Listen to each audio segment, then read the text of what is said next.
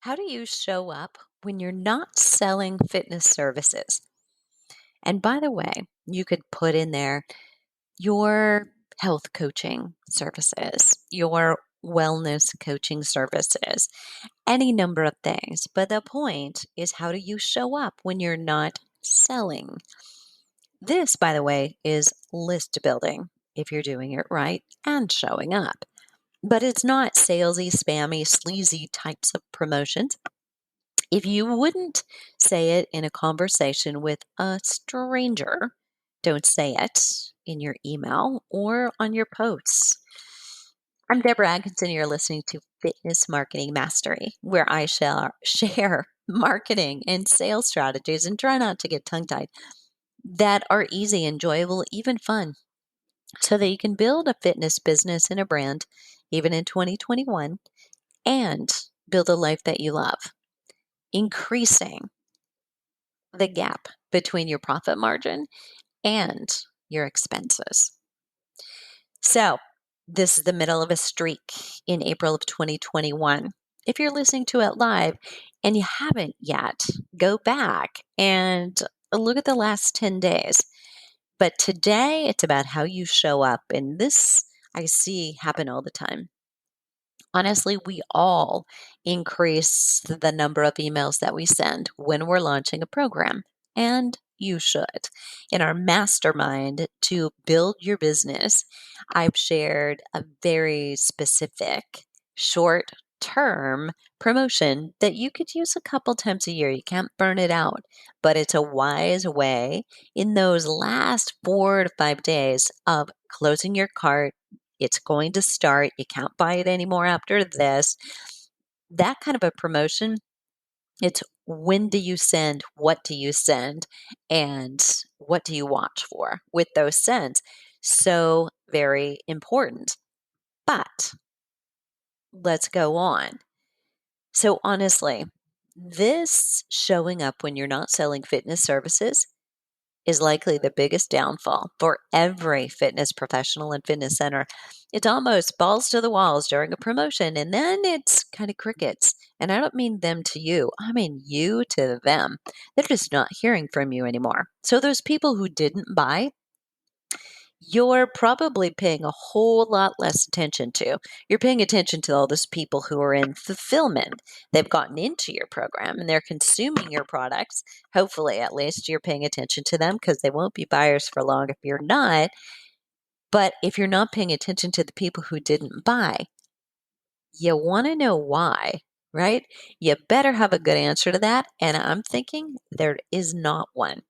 So I've got a lot of people who've been on my list and who followed me and who will say, I've listened to your podcast for a couple of years and I love it. I've been following you on your YouTube channel for a couple of years and now I'm totally ready to get started. And that means very likely they've been those two places and potentially have been also on my email list, but haven't purchased. So if you do a search, and hopefully you have the ability to do this because you're using Constant Contact or Aweber or Ontraport or Infusionsoft, if you've progressed and grown your business that well, you are able to bring up, say, the number of purchasers and the number of active subscribers and see the gap. How many people are on your email list who've never purchased anything? Those people still are your prospects. If they are opening emails, they haven't unsubscribed from you. Take a good look at your numbers and really know what's going on.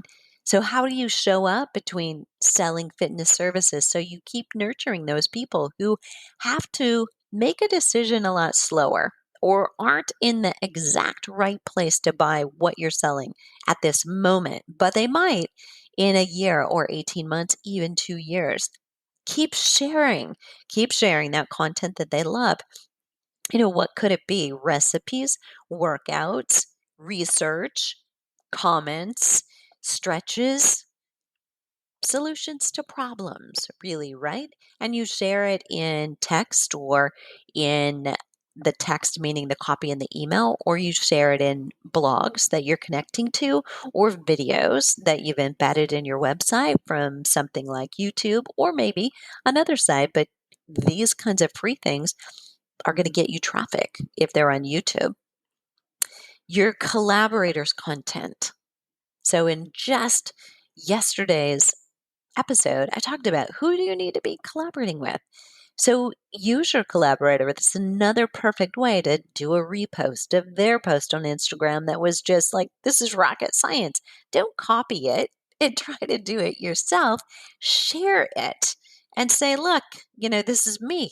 I disseminate information from all kinds of places and all kinds of experts that I put my gold standard on. They're awesome. You should follow them because I follow them too. That's how you build relationships. Selling your fitness services is something you're always going to do. Don't get scared here. Make no mistake. But how you do it changes dramatically. In a recent episode, so it's episode 9 in this April 21 streak, I shared how to do that. But I recommend you go back and listen to it if you haven't done that. So really important that you're just taking a good look at how are you doing things. Imagine this from your customer's viewpoint. You've got them involved in your email list by offering something for free, most likely. Now, if you're a fitness studio owner or fitness center and you're not doing this, you're just automatically adding people to your members list and you're emailing everybody when all programs open up, you are missing the boat. You could be growing that email list and your relationships with prospects long before they buy from you. And it will shorten the time to selling when they're actually ready to buy if you do a good job, because they will already be experiencing tremendous value from you and understand, okay, I'm ready. And this is the perfect time to do it. This right now, this moment in time will never come again. If you're a fitness center, listen to me. So you are experiencing, people have stopped, they put their memberships on hold, they're not actually personal training one-on-one because they don't want to do face-to-face, maybe not even doing your groups, and they're not opting to do it online because that's just not something they want to do. And yet there are more and more vaccines, right? More and more people are vaccinated. People are gaining some confidence about coming back. They're actually seeing there have been no cases, right, of transmission at the fitness centers. We haven't seen that happen. And the cleaning standards are high. So you can begin to nurture this relationship so that when they are ready, they're already on your list. And as they gain more and more confidence and they have their appetite whet for losing that 1.5 pounds on average every month someone has gained during COVID, you think they want that off? Probably so. You think that's going to be a problem in 10 years when they're 10 years older and they're in their 50s now, they're in their 60s or their 70s? What's going to happen? Not a good thing if they put on fat and they've lost muscle. Nurturing those kinds of thoughts that there is urgency for them to get in and get started right now can set you up for a far better 2021. And let's just say that may not feel like that's that high to come up, but it could be better than you ever expected it to be. So, the only way to do this really is to segment your lists, your email lists, so you don't have one mass email of all the members.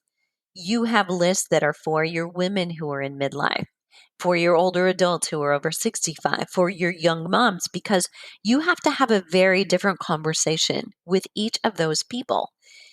This past year, to give you an example, there would have been many times when you wanted to email all your people updates about COVID, the open or closed status that you have, the what are you doing for members to put their membership on hold or their personal training on hold, the safety, the immunity and exercise, all of those probably apply to everyone. And that's easy to do by simply choosing all of your tags. That's really how you're segmenting lists. So if that's foreign to you, someone on your team should know exactly what I just said. If nobody does, you need to get this done. These are basics of fitness marketing. This is not rocket science, but it's also not intuitive to us. Nobody learned this in school. Nobody taught you this as you got that kinesiology degree, and nobody teaches you this during your certification. But you are an online marketer, whether you have a brick and mortar business or you don't. And if you don't embrace that sooner rather than later, you're not going to have a comeback. The biggest mistakes when it comes to email marketing, that is, anytime you're sending an email, is sending everybody everything. Look, think about your own email. If it comes from my brother or my niece, I'm going to open it no matter what, even if I think I'm not interested. And I'm not going to unsubscribe, right? I can't. But if a business is sending me something I don't want or need, my first stop after clicking on that email is unsubscribe. And then you have lost your opportunity to sell. So we have to show up when we're not selling fitness services by having the right conversation with our prospective customers. You know you're doing a good job at this because your open rates will increase. Your unsubscribes will decrease. But listen, unsubscribes in themselves are not a bad thing. When you are cleaning up a list of non buyers who are on this list, you want them gone. And hopefully, you want them to find the services that are right for them, either under your umbrella or somewhere else. But you don't want to be emailing people about, a real age reduction class for adults, probably over 50 or 60, and having that land on women who are pregnant again and already have two small children under 5. Not a fit. Why would you waste their time? And likewise, vice versa. You're doing a prenatal fitness course and you're going to be sending that to your women who are 65. Now, there may be a little bit more relativity there because women who are 65 are also thinking about their young adult children. But that's a stretch. So don't overdo that and justify sending people the wrong content that isn't about them, for them, and built for them. So there you have it. How to show up when you're not selling your fitness services is really important because if you're always just promoting, just salesy and spammy, even if you think it's just programs that are starting next, that's just old, fatiguing, and tiring. Be more, be the expert, share good content. Then they'll want your program. They'll wonder, how do I sign up for this? How do I get this? Is there a program? Is there a trainer who has this kind of information that can help me? When they're asking that, gold. All right. I'll put some links to previous episodes in the show notes. And until tomorrow, my friend, be proactive. What do you need to do? How's your email service going? Is it working for you or against you? Do you need to get more organized? I'll see you on the flip side.